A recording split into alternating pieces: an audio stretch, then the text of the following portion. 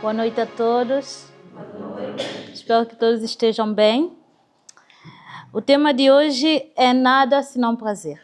Mas mesmo antes de nós entrarmos no tema, a cada noite vamos fazer um tipo de atividade.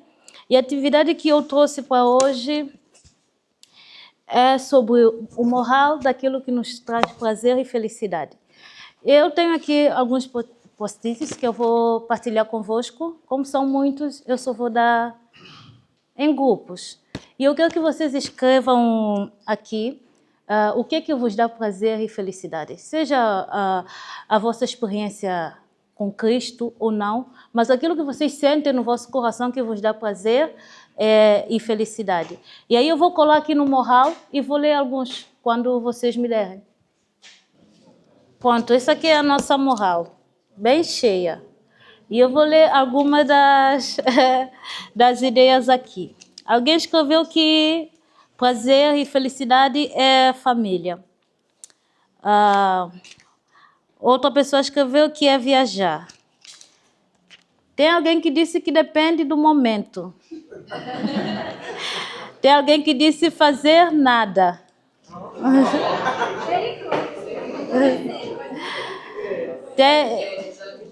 Engraçado que tem algumas pessoas que falaram dormir. Outros falaram que é praticar exercício físico. Aqui tem ler a Bíblia. Tem alguém que disse que ouvir a Deus, sentir a sua presença. Pronto, alguns. Obrigado pela vossa experiência e a vossa partilha. E eu quero vos mostrar a opinião de alguém que já foi cristão, hoje não partilha da nossa fé, mas que ele acha que ser feliz e ter prazer é coisa totalmente diferente daquilo da vossa opinião. Tipo, o que realmente é alegria? O que é felicidade de verdade? Porque a gente aprende isso. Não, a alegria está no coração de quem conhece Jesus. Jesus se faz feliz. Mano, Jesus não te faz feliz, velho. Jesus não te faz feliz. Você já nasce com peso, mano. Você já nasce com uma cobrança. Tipo assim, não, mano, tô devendo, eu não mereço, eu não posso ser feliz. E aí você não pode mesmo ser feliz, porque transar não pode, que é pecado. Beber não pode, que é pecado. Balada não pode, tatuar não. Era muito fácil saber o que era pecado. O que é pecado? Mano, te faz feliz? Faz, pecado. Pecado, tipo... Pronto, esse é o vídeo, né? Eu espero que não fiquem assustados, mas muitas das vezes nós aqui dentro está tudo bem, mas quando a gente vai para fora, a gente vê situações dessas e às vezes nós somos confrontados com esse tipo de situação. E o tema de hoje é nada senão prazer. Nós, ao longo dessa semana de oração dos jovens, nós estamos a refletir no livro de Eclesiastes. E se nós refletindo no livro de Eclesiastes, de qualquer forma, nós vamos estudar um pouco sobre o escritor no início da sua carreira como rei. Deus aparece para ele e lhe pergunta o que ele quer. E ele diz, eu quero sabedoria. E se parasse por lá, tudo bem. Mas nós, quando a gente vai mais ao fundo da história de Salomão, nós sabemos que no meio dessa carreira como rei, ele desviou daquilo que era essencial. Então, alguém que pediu sabedoria no início para fazer o que é certo, no meio passa simplesmente a fazer tudo que é errado. Nós vemos relatos no livro de Crônicas, o reis, que Salomão, ele começa a envolver com outros reinos esses pagãos, e em vez de aquilo que simplesmente Deus disse que não era para fazer, que era tratos com outros povos, ele passa a casar com mulheres desses países para conseguir ter mais poder, para conseguir ter mais riqueza. E ele mesmo, relatando sobre essa situação da vida dele, ele diz em Eclesiastes 2... que realmente é alegria? Ele diz em Eclesiastes 2:10, tudo quanto desejaram os meus olhos, não lhes neguei, nem privei o meu coração de alegria alguma. Então nós vemos que aqui Salomão ele troca o amor de Deus por prazeres mundanos. E algo que nós temos a certeza pela confirmação da história e que ele mesmo fala.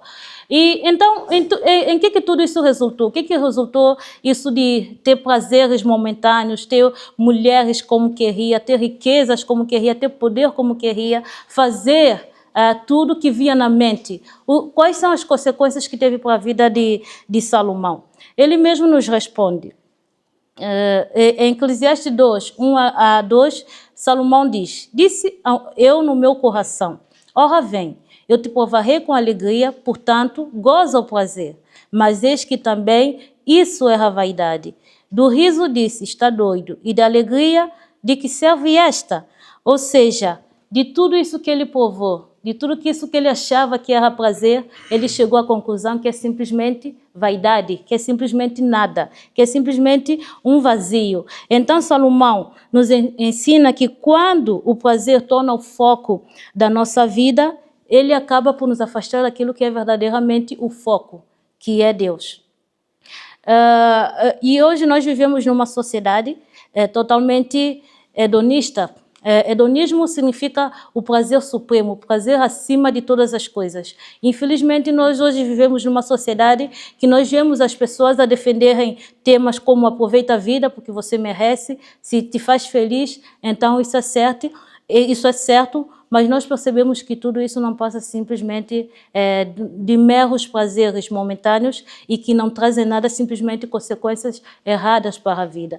E isso não precisamos procurar artigos científicos, nós não precisamos estudar sobre o assunto, é olhar à nossa volta, olhar como a sociedade está. E esses tipos de consequências pelo prazer supremo, por aquilo que realmente acham que é a felicidade, tipo, como o moço diz aqui no vídeo, ir para uma festa, e a festa que ele está dizendo não é qualquer festa, né? Porque ele fala de balada, então de certeza está falando de discotecas, como beber desenfreadamente, como ter relação sexual de qualquer forma, esses tipos de consequências nós vemos dentro da nossa sociedade. E eu enumerei algumas dessas consequências. Nós vemos vazio e insatisfação constante das pessoas. As pessoas simplesmente, elas buscam, querem buscar mais porque não sabem o que estão à procura. Nós vemos consequências emocionais e psicológicas. Nós vivemos numa geração, numa época em que existe imensos problemas emocionais. Para ter noção, a OMS, ela diz que eles afirmam que mais ou menos por ano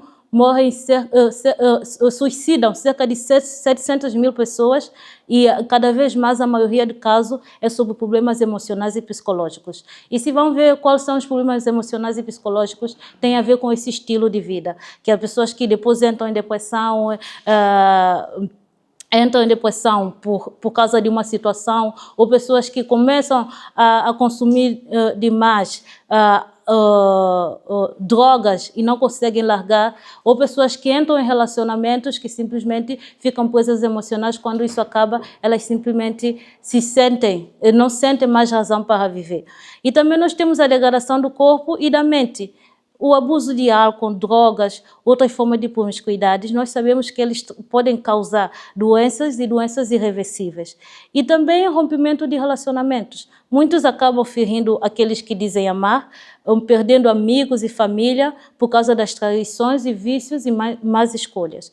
Mas tem uma maior consequência que nós, como cristãos que estudamos a Bíblia, nós sabemos isso de cor, que é a perda da salvação. O maior custo desse estilo de vida é espiritual. Mesmo Jesus, ele diz em Marcos 8,36, que aproveita o homem ganhar o mundo inteiro e perder a sua alma. Então, uma grande diferença daquilo que é amor, daquilo que é prazer, daquilo que as pessoas acham que é realmente o essencial, mas simplesmente é passageiro. O prazer mundano parece satisfatório no momento, mas logo deixa o quê? Um vazio profundo e consequências duradouras. E nós podemos ver que existe sim diferença entre satisfação ao prazer e diferença ao amor, né? O amor é algo duradouro e comprometido. Já o prazer, quando buscamos simplesmente por prazer por si só, ele simplesmente é passageiro e vazio. E esta é a conclusão que Salomão chegou. Salomão é alguém que nós podemos ver como exemplo na Bíblia, tanto da parte boa, quando ele começou a sua vida, como da parte que ele desviou, porque ele, para mim, escreve o livro de Eclesiastes para nos dizer uma coisa: de tudo que se tem ouvido, o fim é: teme a Deus e guarda seus mandamentos, porque este é o dever de todo homem. Porque ele experimentou o prazer, ele experimentou aquilo que as pessoas dizem que é a verdadeira alegria, e ele viu que isso não passa de nada. E ele passa a compreender que apenas uma vida centrada em Deus tem significado real e duradouro. Essa é a grande lição do livro de Eclesiastes. A verdadeira alegria e propósito só são encontrados em um relacionamento com Deus. Mas como nós podemos ter um relacionamento com Deus? Isso parece ser algo complicado, mas é a coisa mais fácil do mundo. E nós vemos, e eu trouxe o texto do pai do Salomão, Davi, que quando ele queria aproximar de Deus, quando ele peca, ele, no Salmo 51, versículo 10, ele escreve: cria em mim, ó Deus, um coração puro e renova dentro de mim um espírito inabalável. Mas, de qualquer forma, isso exige esforço da nossa parte. Deus não disse que seria fácil. Isso exige um esforço, porque logo que nós declaramos que nós queremos ter uma vida com Deus, nós estamos a declarar uma batalha com Satanás. E a única forma de nós vencermos é seguindo o conselho de Jesus, que Jesus diz: se alguém quer vir após mim, negue-se a si mesmo, tome a sua cruz e me siga. Isso quer dizer renúncia, isso quer dizer disciplina, isso quer dizer temperança da nossa parte. Quer dizer que temos que ter equilíbrio naquilo que nós fazemos e como nós vivemos. E esta palavra, o significado original do grego, significa negue-se a si mesmo. Jesus simplesmente está a nos dizer: renuncia, rejeita, abdica de você para estar comigo. Isso às vezes pode parecer muito egocêntrico, egoísta da parte de Jesus, mas se a gente refletir, não é. Não é por quê? Porque Jesus nos ensina a negar a nós mesmos, porque o coração humano, por natureza, é inclinado ao egoísmo, a busca desenfreada por prazeres e apego a coisas passageiras. Isso eu poderia me dizer: não, você está dizendo isso porque você leu na Bíblia, né, que o ser humano é egoísta por natureza, nascemos no pecado e tudo mais. Não, isso também estudado pelas pessoas que pesquisam, como os filósofos, o psicanalista, por exemplo, como Freud, e filósofos, por exemplo, como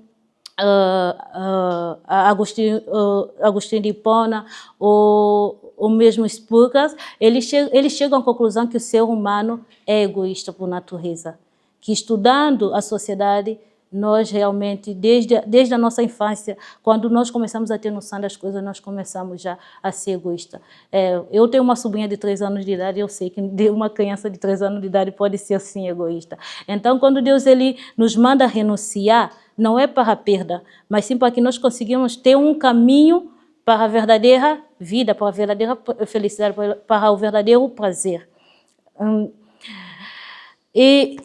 Mas uma coisa é certa: infelizmente esse pensamento do moço que nós escutamos no vídeo parece ser só de pessoas que estão no mundo que têm esse pensamento, mas infelizmente dentro da igreja nós podemos ver tanto jovens como pessoas com esse tipo de pensamento. Elas estão na igreja simplesmente por costume, cultura ou por geração de família cristã, mas não tem como servir a 2 mundos. Mesmo Jesus diz em Mateus 6:24, ninguém pode servir a 2 mundos. A fé superficial não sustenta uma vida cristã verdadeira. É necessário ter sim uma renúncia, é necessário ter sim uma comunhão com Deus para realmente experimentarmos o que é verdadeiro prazer, o que é verdadeira alegria. Então, fazendo novamente a pergunta que fizeram a esse moço: o que é alegria? Eu posso dizer que a alegria é estar com Cristo. Porque o resto, como Salomão disse, é vaidade. O resto é simplesmente coisas que existem agora e depois simplesmente desvaneiam. deixam de existir, deixam de fazer sentido. Infelizmente, nós, como cristãos, e eu digo aqui que eu acredito que a maioria ou todos são adventistas ou querem ser um dia, nós vemos dificuldades neste nosso lidar de cada dia, como a guarda do sábado, dificuldade para conseguir trabalho, dificuldade nos estudos ou até em concurso. Nós vemos dificuldade em isolamento social porque nós não consumimos certas carnes ou não aceitamos o tabaco, o álcool, e às vezes as pessoas tendem a afastar de nós. Isso não é só simplesmente as pessoas ao nosso redor, até os nossos familiares. Nós vemos pressão social e preconceitos. E também a firmeza e a coragem que nós temos para conseguir manter os nossos princípios bíblicos. Mas tudo isso que nós passamos aqui, eu quero falar através do texto de Romanos 8:18, porque para mim tenho por certo que as aflições deste tempo presente não são para comparar com a glória que em nós há de ser revelada. Nada compara com a glória que nós iremos ter. Então é prazer sim, é alegria sim seguir a Cristo. Esta é a mensagem que quero deixar para vocês. E eu fiz a questão, né? O tema da semana do dia está nada senão prazer. E eu fiz a questão de alterar o tema para nada senão com Cristo. E queria terminar com Gálatas 2, versículo 20, que nos diz: já estou crucificado com Cristo, e vivo não mais eu, mas Cristo vive em mim. E a vida que agora vivo na carne, vivo na fé do Filho de Deus, o qual me amou e se entregou a si mesmo por mim. Amém.